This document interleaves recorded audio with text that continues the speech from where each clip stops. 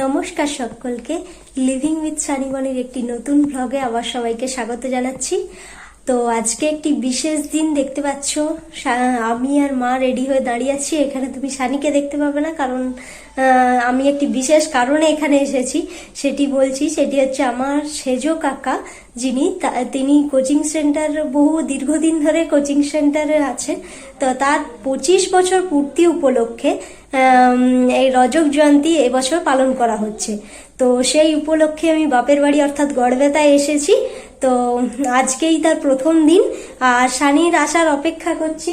সানিকে আমরা মিসও করছি, ও ছুটি পায়নি, এরপরে কিছুদিন পরেই হয়তো পাবে, তখন আবার ও আসবে 2 দিন পরেই। তো তখন আবার ওর সাথে দেখা হবে। আর আজকে থেকে তোমাদেরকে আমি সমস্তটাই দেখাবো। প্রচুর অনুষ্ঠানের আয়োজন করা হয়েছে, মানে বিভিন্ন রকমের আয়োজন করা হয়েছে অনুষ্ঠান। সমস্তটাই তোমরা দেখতে পাবে, জানতে পারবে। সাথে থাকো আমার, আর তোমাদেরকেও দেখতে থাকি। আর আমি আর মা পুরোপুরি আজকে রেডি হয়ে গিয়েছি। মা আর আমি একটা লক্ষ্য করেছি, আজকে সানি নেই বলে মায়ের সাথেই ম্যাচিংটা করেছি। আর বাকি বাড়ির অন্যান্য সব, মানে বাবা কাকা সবাই রেডি হয়ে গেছে। তো আমি আস্তে আস্তে সবকিছুই তোমাদের সাথে শেয়ার করব, থাকো আমার সাথে।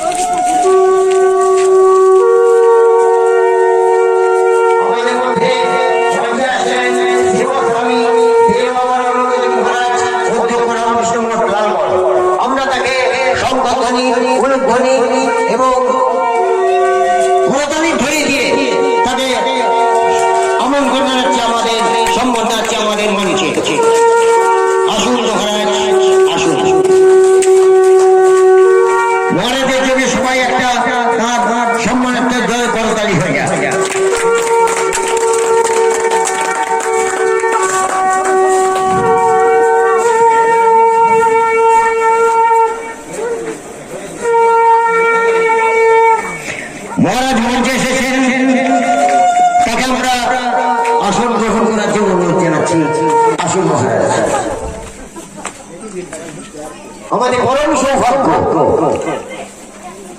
আমরা গর্বিত, আমরা ভীষণভাবে আনন্দিত।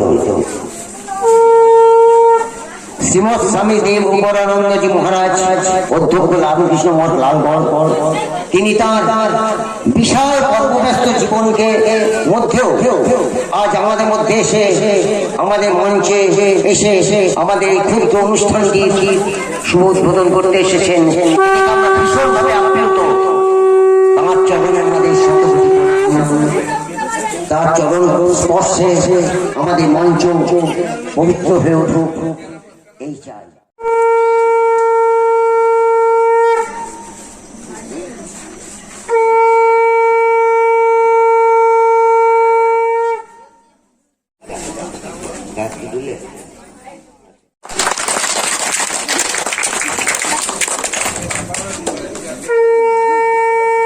এরপর মহারাজ মাল্যদান করছেন পিন্টু গড়াই।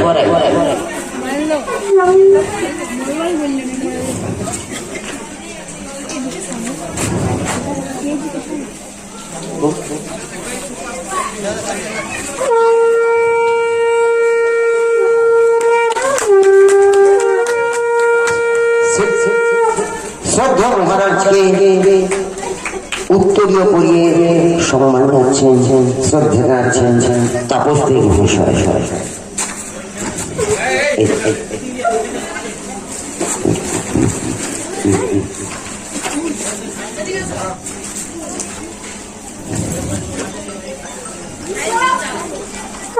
উত্তরীয় প্রদান করছেন তাপস দেব মহাশয়।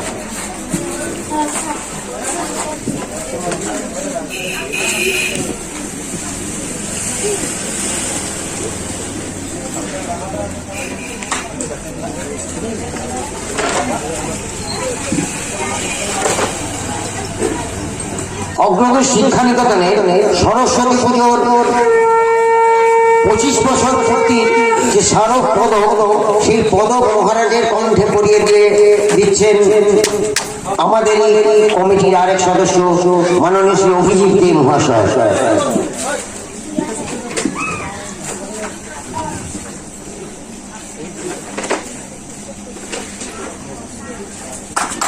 পূজনীয় মহারাজকে সাল দিচ্ছেন আমাদের কমিটির সদস্য, সম্মান জানাচ্ছেন তন্ময় ভূঁইয়া।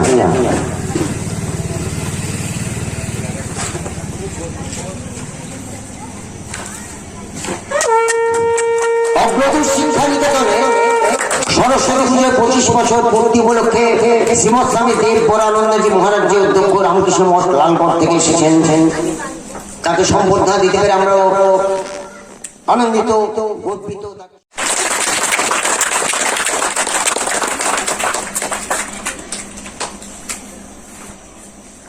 এবার এবং তাকে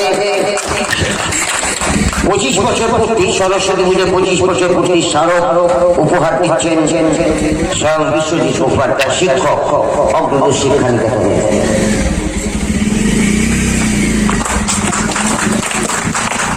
এবার আমাদের অনেক বিশিষ্ট অতিথি মাননীয় সুখ স্বরূপায় স্বামী নেতাপহারিণে মঞ্চে উপবিষ্ট মাননীয় অতিথিবর্গ, শ্রদ্ধেয় বড়রা ও স্নেহের ছোটরা,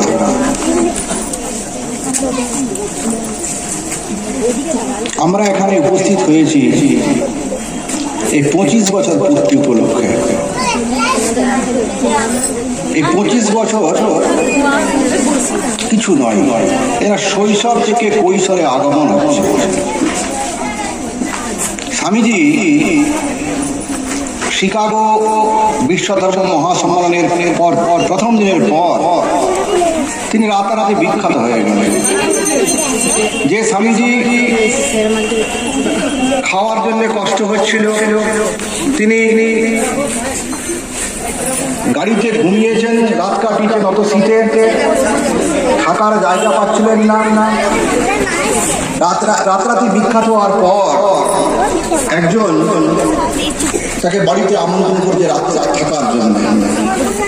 তো সেখানে গিয়ে একটা দারুণ ঘর আর পালঙ্কে শুতে দিয়েছে।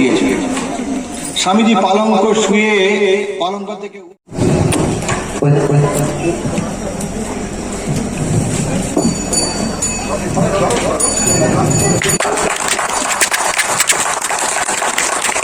ধনী মন্ডল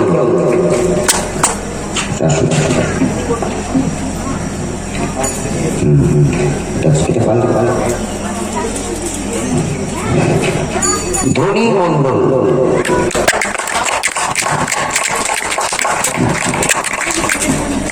আসছে লক্ষ্মীরানী পাল খানাপাড় থেকে।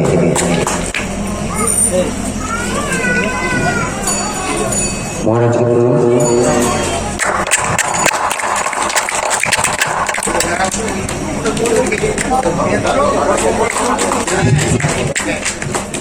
चंपा अही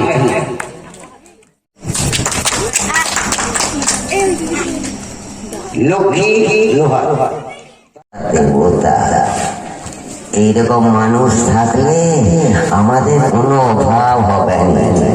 এলো এনেছেন, এই নে তোর ভাতের জোগাড় হয়ে গেল। কি ভাত কোথায় গো কর্তা? এটা তো কোদাল তো ভাত চাইছি না, তাই ব্যবস্থা করলাম। ওই এই যে জায়গাটা দেখছিস, এই জায়গাটা ভালো করে এখন পেঁচে পরিষ্কার করে দেব, তারপর এইখান থেকে পান্তা ভাত আর পেট ভরে খেয়ে আরামসে হাসতে হাসতে ঘরে চলে যাবি।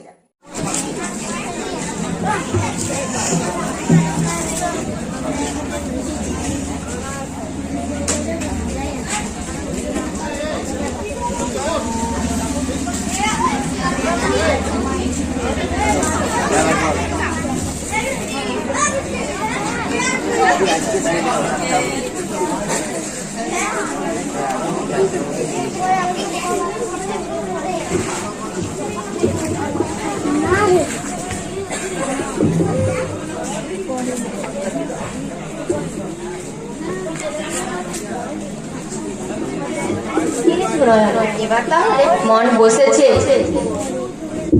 না বসিয়ে আর উপায় কি বলো?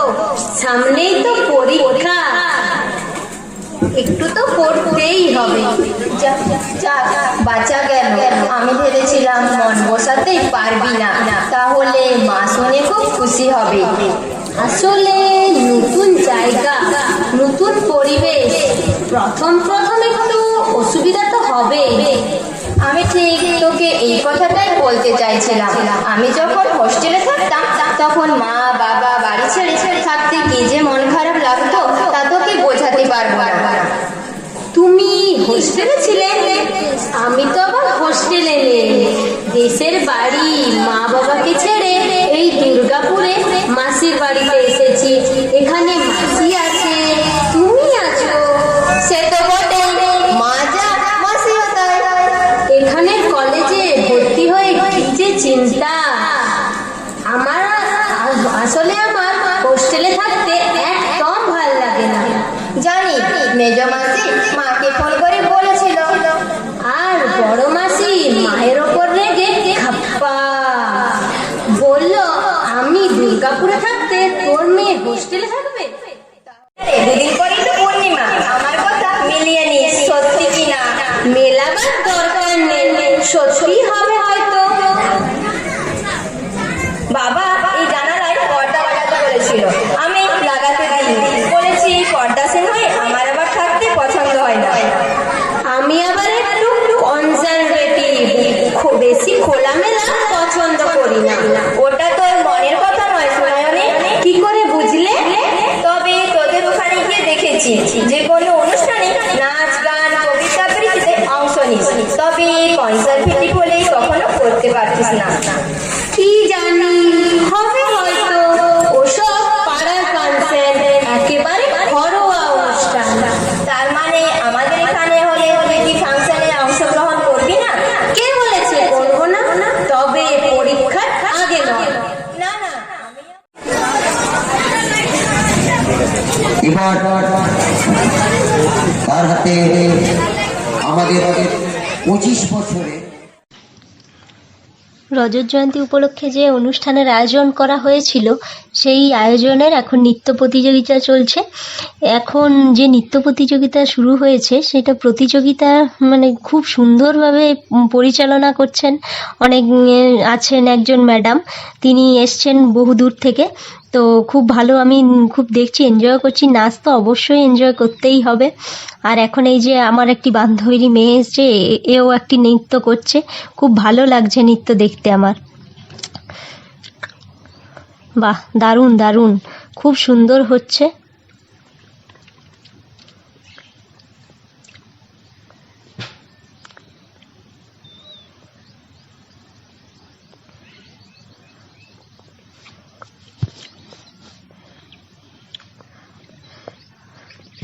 এর কিছুক্ষণ আগে বাবার যে মূকাভিনয়গুলি হয়েছিল, সেগুলো তোমরা দেখলে নিশ্চয়ই। তো সেই মূকাভিনয়ের পরেই নৃত্য প্রতিযোগিতা আরম্ভ হয়েছে। প্রচুর মেয়ে এসছে, যেমন কাকুর এখন প্রাক্তন স্টুডেন্টরাও এসছে, বর্তমান স্টুডেন্টরাও এসছে। প্রচুর ভিড় হয়েছে, দেখতে পাচ্ছ। কচি কাঁচা তো আছেই, তাদের পেরেন্টস, তাছাড়াও বর্তমান প্রাক্তন সমস্ত সবাই এসেছে, গ্রামের লোক, পাড়ার লোক, সবাই, মানে প্রচুর। পাশাপাশি এলাকার বহু মানুষ ভিড় করেছে। কচি কাচাদের উৎসাহ তো বেশি থাকবেই, বুঝতেই পারছো। চারপাশটা আমি দেখিয়ে দিচ্ছি, দেখো। বাহ,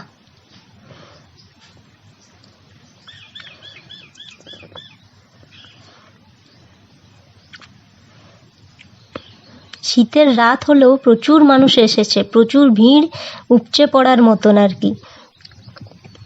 আমি আর মা এই পাশে আছি, আমাকে তো আর দেখাতে পাচ্ছি না, কিন্তু খুব সত্যিই খুব এনজয় করছি।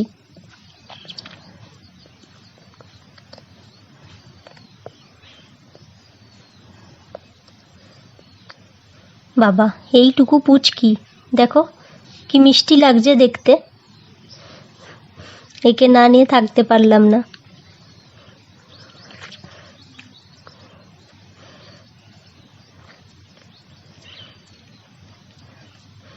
বাবা, আর একজন, এরা হয়তো কাকুর প্রাক্তন ছাত্রীর কেউ স্টুডেন্টের হচ্ছে মেয়ে বা এরকম। পাশাপাশি এলাকারও প্রচুর মানুষের এসছে, তাদেরও বাড়ির নাতনি টাতনি এই টাইপেরও এসছে অনেকে। প্রচুর জন প্রতিযোগিনী ছিলেন, ভাগ নিয়েছিলেন, সমস্ত এজের ছিল। এটাও একটা বিশাল বড় ব্যাপার।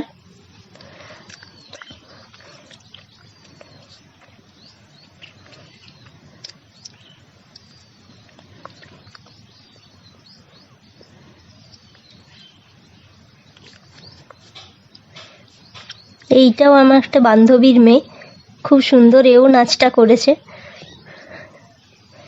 সত্যি এদের এক্সপ্রেশন দেখে আমরা এই বয়স থেকে নাচ করতাম ঠিকই, কিন্তু এদের মতো এতটাও ফরওয়ার্ড ভাবে পারতাম না করতে। তো এখন দেখছি খুব, এরা তো মানে এখনকার ডিজিটাল বাচ্চা, বুঝতেই পারছো, খুব সুন্দর করছে এরা, সত্যিই খুব সুন্দর করছে। দর্শক তো এখন মানে স্টিল বসেই আছে, দেখছে উৎসাহ ভরে। এইরকম একটা এই সময়ে আর কি একটা অন্যরকম সময়, তো এই সময় দেখতে সবারই বেশ ভালো লাগে। আমার ক্যামেরা একটু গোলমাল করছে, একে ধরাচ্ছি বলে, কিছু করার নেই, একটু ম্যানেজ করে নিও। এই যে আমি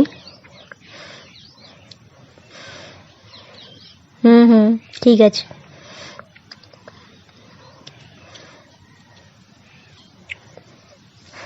মা আমার পাশেই বসেছিল।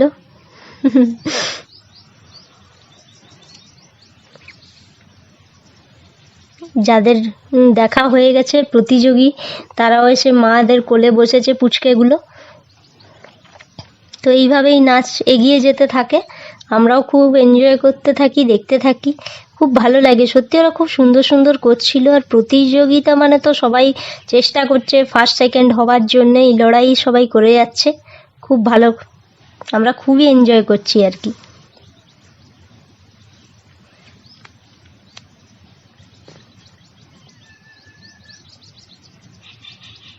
তো আমি একটুক্ষণের জন্য বাড়ি এলাম, তো ভাবলাম তোমাদের সাথে একটু কথা বলিনি, কারণ সারাদিন তোমরা শুধু ভিডিও দেখেছো, ভিডিওর মাধ্যমে অনুষ্ঠানগুলো দেখেছো, অনুষ্ঠান সম্পর্কে তোমাদেরকে কিছু বলা হয়নি। তো বিভিন্ন অনুষ্ঠান আছে, বিভিন্ন অনুষ্ঠান চলবে, তোমরা সমস্তটাই দেখতে পাবে। তো প্রথমে দেখলে আমাদের অনুষ্ঠানের উদ্বোধন মহারাজজির মাধ্যমে হয়েছে। তো উনি হচ্ছেন লালগড় আশ্রমের মহারাজ, ওখানে রামকৃষ্ণ মিশনের উনি মহারাজ। উনি এসে আমাদের উদ্বোধন করলেন অনুষ্ঠানটি শুভ। তারপর তার হাত দিয়ে আমাদের কিছু দুস্থ ব্যক্তিদের বস্ত্র বিতরণ অনুষ্ঠানটি ছিল। এবং তারপরে আমার বাবার দুটি মূকাভিনয় ছিল, বাবার বর্ণনাতে, বাবার নির্দেশনায় দুটি মূকাভিনয় ছিল, একটি হচ্ছে ছেলেদের, একটি মেয়েদের। তো আরও আছে, সেগুলো তোমাদের সাথে এক এক করে শেয়ার করবো। তো পুরোটা তো ভিডিওতে দেখানো সম্ভব নয়, কিছু কিছু ছোটো ছোটো ক্লিপস তোমাদের সাথে আমি শেয়ার করলাম। আর এরপরে নৃত্যানুষ্ঠান চলছে বলছি মানে আমি এখন বললাম যেহেতু যে আমি একটু বাড়ি এসেছি, তো নৃত্যানুষ্ঠান চলছে। নৃত্যানুষ্ঠানেরও কিছু কিছু ক্লিপস দেখলে তোমরা বা দেখছো, খুব ভালো লাগছে, আশা করছি, সাথে থেকো।